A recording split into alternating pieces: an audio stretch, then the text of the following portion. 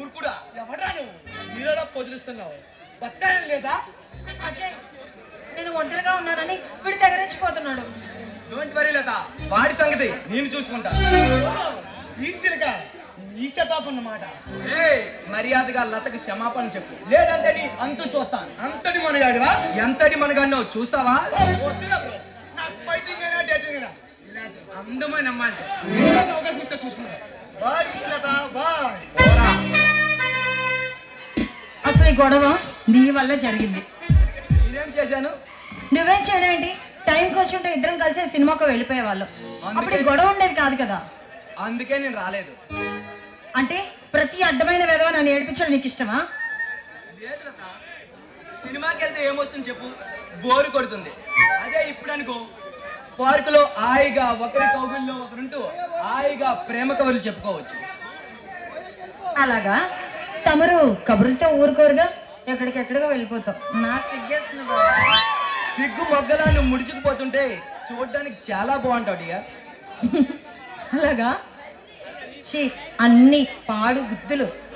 పాడు బుద్ధులు కాదు, చెలరేగే వేడి బుద్ధులు. అందుకో నా ఈ వేడి బుద్ధులు. ముద్దులను మొదలుపెట్టి నువ్వు ఎక్కడికో వెళ్ళిపోతావు. నీ విషయం నాకు తెలియదు అనుకుంటున్నావా? నేను ఎక్కడికి వెళ్ళినా సరే నా చెవి మెలక పెట్టి మరీ ఇక్కడికే తీసుకొస్తావు. ఆ సంగతి నాకు బాగా తెలుసు. ఆహా, అయితే నన్ను బాగానే అర్థం చేసుకున్నావే.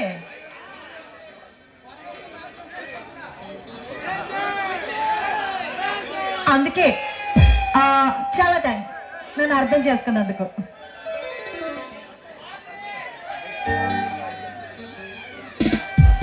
అవును,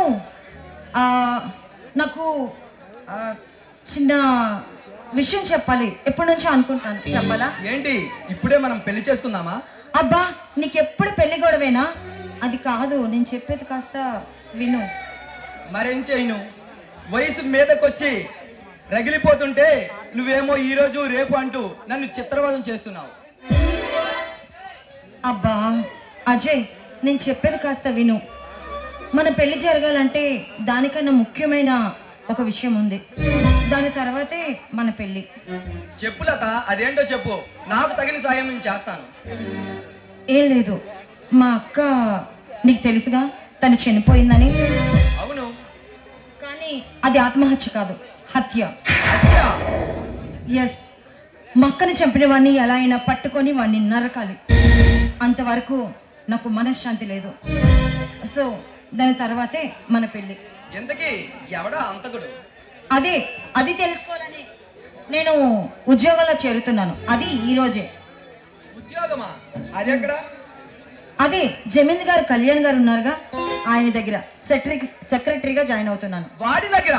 వాడి ఒట్టు తాగుబోతూ తిరిగిపోతూ నీకేమైనా బుర్రపని చేస్తుందా? వాడి దగ్గర జాయిన్ అవుతున్నాను. అబ్బా అజయ్, ఎందుకు ఆవేశం? పర్వాలేదు, కానీ అక్కడ జాయిన్ అయితేనే మా అక్క హత్య కోసం రహస్యం తెలుస్తుంది. చూడు కదా, నువ్వు చాలా జాగ్రత్తగా ఉండాలి అక్కడ. తప్పకుండా, ఆ విషయం నాకు తెలుసు. లత, నువ్వు ఆ బిజీలో పడి నన్ను మర్చిపోవు కదా. ఇదిగో, ఆ మాటలే వద్దన్నాను. నేను ఎక్కడున్నా నువ్వు లేకుండా అస్సలు బ్రతకలేను. అజయ్ అజయ్ అజయ్, ఎదురుగా నన్ను ఉంచుకొని నువ్వు ఎవరి కాసో చూస్తున్నావు కదా. నా కళ్ళు ముందు నువ్వు ఉండగా నేను ఇంకెవరిని చూస్తాను చెప్పు. I love you Ajay. అయ్యా, ఎటువంటి డిస్టర్బెన్స్ లేదు, దయచేసి అందరూ